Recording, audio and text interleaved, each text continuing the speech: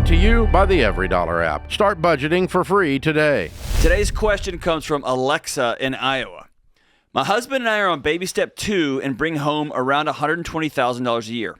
We have $230,000 in consumer, student loan, and solar panel debt. Yes, a whole lot of stupid.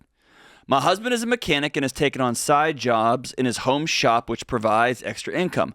I am a CPA and would love to take on side bookkeeping and payroll work. However, my office has the policy that we can't do that kind of work outside the office for ourselves because they say that would take away from the other employees.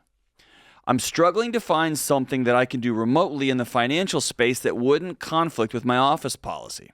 Should I talk to my boss or HR department to see what options are available? Or, this is the magic question, is it none of their business what I do outside of my business hours? Okay. I would talk to the boss or HR department to ask for more clarity on said policy and gently and respectfully keep asking questions as to why we have the policy and how the policy affects her situation and the reality of that. Because policies, to me, should always be guidelines and allow the leader flexibility, or else we get stupid, crazy ideas like you have to wear your mask until you sit at the table. And so my point is, meaning that no matter where you fall on it's that just the one, policy. you kind of have to go, that doesn't make sense. Yeah. And I'm not taking a position on that. No, I know exactly. But it's like, what? So that irritates me. Yes. And I don't know what you think about this, what I'm going to say. Maybe you're surprised with this, but I would say it is a case-by-case basis. Okay. On what a business can dictate to me outside of this place. I'm going to say case by case. That's probably fair.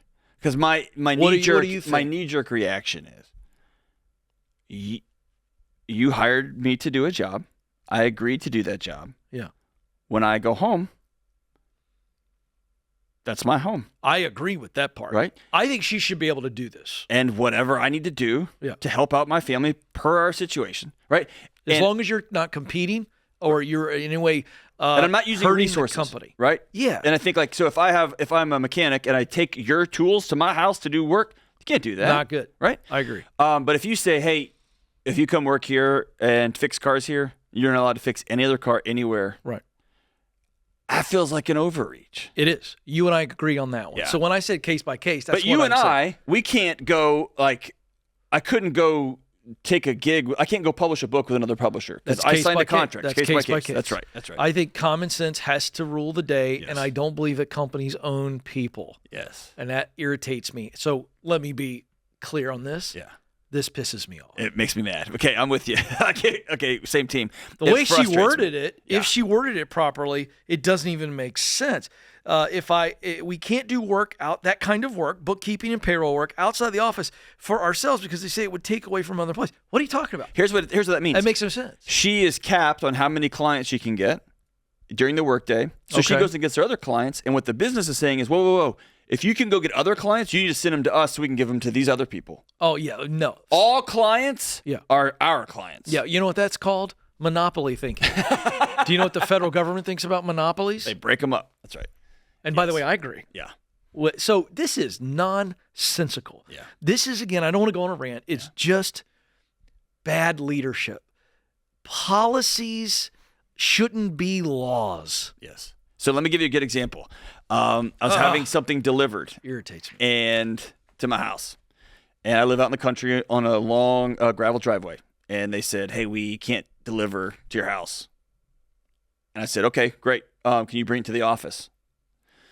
And they said, well, the policy is we're not allowed to deviate from the final destination. We wrote it in a contract. I said, well, what's the option then? It's like, well, you wait at the bottom, and it's about a quarter-mile driveway. You wait at the bottom between the hours of 1 and 5, and we'll drop it off. I said, so I have to just sit out there in my truck for 5 hours? And yeah, they didn't think through that. And I said, can you just drop it off? He said, what's the policy? I said, can you just drop it at my house? Well, we can't because that's the policy. And I said, so you've created a world where you can't deliver the thing that you told the person. And it got real quiet. They said, we'll call you back. Right? Right. Because there wasn't we weren't able to think outside the policy towards what makes sense to get this guy the thing he ordered. Right. But let's keep going. Beautiful example. But not only is the policy nonsensical, it keeps common sense from happening. Right. To where the person on the phone should have went, all right, here's the deal. I'll just call Herb. When he comes back tomorrow, he's going to drop it in your truck at your office. She or he, whoever's on the phone with you, doesn't even have the ability to solve the problem because of the policy. Right. And that's Jocko talks about that. That's decentralized leadership, right? Gosh. That's only this person up here can make the decision, and all of y'all run out and make my decision for me, which turns your entire organization into a bunch of admins instead of a bunch of thinkers and leaders. And this is how common sense becomes uncommon. And that's where we are in today's world, because we are operating off of policies, not principles. Let me attack something you don't think I'm going to attack. This is going to be fun. You ready? Read an article today, James. I should have sent it to you, but here we go. The federal government, the amount of debt that the last 2 or 3 years, the Congressional Budget Office, the amount of debt that we are accumulating as a country is an absolute runaway freight train that is on fire. And that is policy thinking, not principle thinking. So I'm attacking everybody in D.C. Sure. So that way everyone's offended and I don't get – but it's true. When policy is, well, we got to do this piece of legislation here, we got to put this pork barrel, we got to give this money here, this money, and it's like the house is on fire. Yeah. We don't balance our budget. Can we all get out of the house? Well, we have to follow the exit plan. We got to have a policy for this. Yeah. We got to have our policy says we got to do this. And both parties, and folks, this is fiscal here. I'm talking about our nation is so crazy in debt. It is, the dollar is in danger. You're talking about, this is how nations crumble. And I'm not trying to freak people out, John. I'm just saying. It's wild. We got a fiscal problem. Yes. This is a money show. Yes. And all we talk about is, well, hold on, we got to do it the right way. We get to the policy. Yeah. And so, anyway, I'm making a greater point to say, shove the policy. This lady needs to actually, I'm going to go back to the last part of it. John, here's what I think. Tell me if I'm wrong, and I mean this. I don't think she talks to HR. I think she just goes and starts doing it. Yeah. I think she just starts offering the services.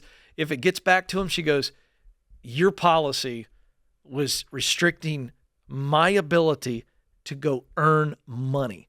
That's about as anti-American and anti-common sense as anything I've ever heard. Am I over the line? If there is a clear, what I don't want to do is cash in her integrity, right? I don't think that's an integrity issue. But if civil disobedience is what I'm crying. Ooh, okay. Am I wrong?